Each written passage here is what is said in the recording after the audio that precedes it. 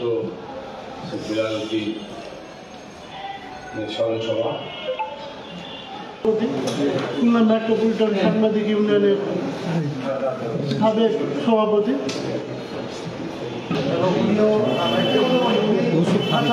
ছিল সবাই মনে করে যে বেলাল ভাইয়ের সাথে আমার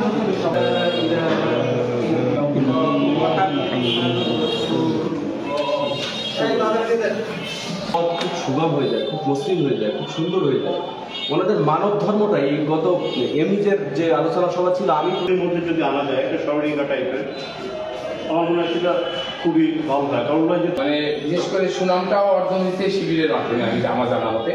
কারণ শিবিরের অ্যাক্টিভিটিস নিঃসন্দেহে এটা আর দ্বিতীয় হচ্ছে যে সাংবাদিকতা কিন্তু এমন সুন্দর, মানে এমনভাবে দেখতেন, মনে প্রাণে বিশ্বাস করতেন। আমরা মনে করি যে সেই বেলালের মতন লোক যদি আমরা নাও হতে পারি, কিন্তু বেলালের মানে সে রিসিভ করেছে একটা নিউজ, কিভাবে মনে করেন একটা 4 দলের রাস্তা লক্ষ্য করে নিউজ করে সেই নিউজটা পজিটিভ নিউজটা